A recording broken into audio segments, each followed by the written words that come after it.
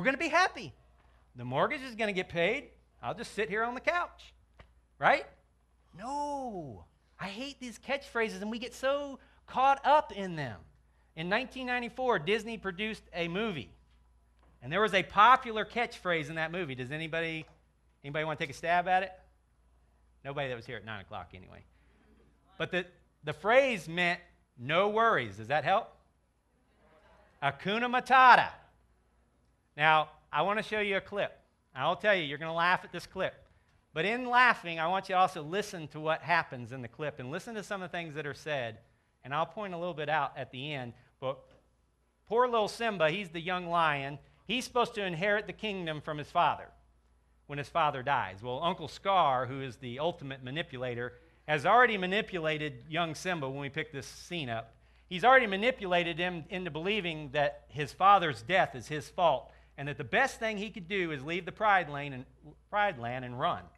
And so where we pick up this story is where he finds his two new friends that introduce him to Hakuna Matata. Let's take a look. Slimy yet satisfying.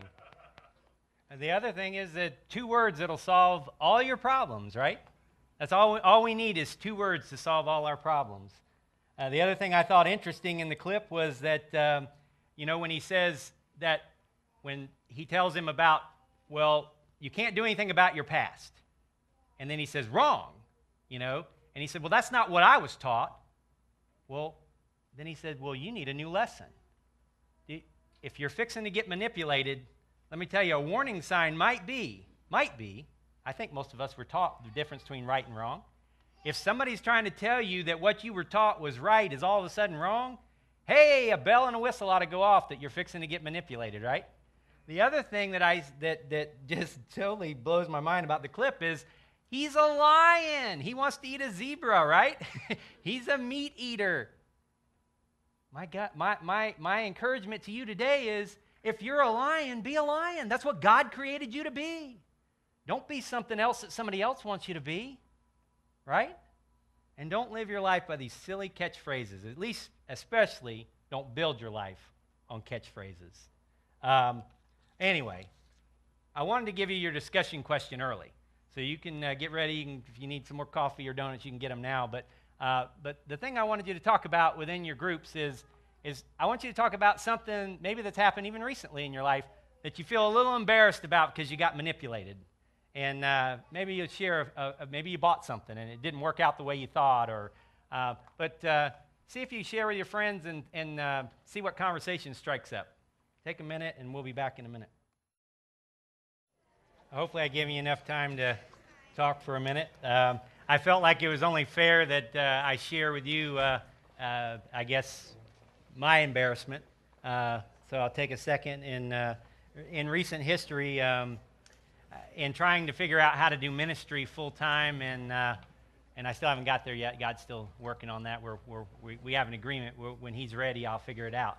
But in that whole process, I've tried to figure out how to have different jobs. How could I cut finances so that I could do ministry more? And so I was. This goes back probably way back before we even actually planted the church. I was perusing a classified, and I saw this thing, work from home. I thought, that's the kind of job. That's the kind of job a worship leader / guy wanting to try to be a pastor needs. He needs to work from home. So it would seem simple. You stuff these envelopes, and they pay you for every envelope you stuff, and it's only $45 to get started. So you fill out the paper. And of course, if you want to get started sooner, you send them $65. So they have $65 of my money, and I have a little packet that wants me to sell weight loss products. So to say the least, I bought that one hook, line, and sinker. But I did it trying to do what I thought God wanted me to do. I guess I just didn't listen. Well, we've talked a lot today. We've laughed. But manipulation has its serious side as well. And I don't want this to be so dark and so heavy but I felt like we need to talk about it. I felt like, it's fun to laugh at the catchphrase and the car ads and even I don't know if you noticed the image that was up. I meant to put that up originally of the little puppet. Whose strings are pulling, who's controlling your life, God gave us a perfect example of what it means to have true relationship with Him, because He loves us unconditionally. which means that no matter how far down the bad road we go, he's never trying to pull the string to get us back. He just shows us he loves us.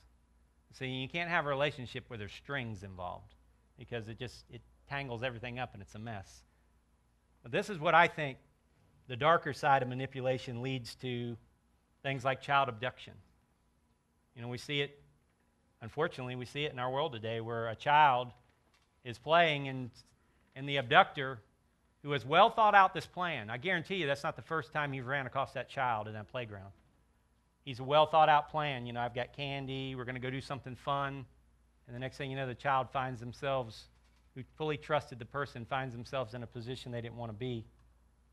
You even find it in homes with child abuse, where a child trusts that the parent's going to do the right thing and the parent doesn't. These are the sad times we live in. The other one is spouse abuse. And this can go either way. This does not just for ladies anymore. This could be men as well. And things happen in relationships that should never happen. And you hear people say, I'm sorry, and I'll do better, and I'll try better. And maybe they do. But then again, maybe they don't. Maybe it's all a manipulative game to get ultimately what they want. And then we see it in prostitution. What do we tell our young ladies? Dress up, look pretty. It'll bring success. I think the thing we forget to tell them is what kind of success it's going to bring them. Yeah. Amen? I mean, as a church, we need to protect our young ladies. As parents, we need to protect our children because this world is just waiting to devour them. Racism is the other one that stuck out in my mind this week. And racism is not just color. It's religion. It's everything that you could think of. We all have our way of thinking, and somehow we convince ourselves that our way of thinking is right, so then the other way of thinking is wrong. I got one more movie clip for you. This one's really short, but I wanted you to watch this and see what he has to say. Take a look.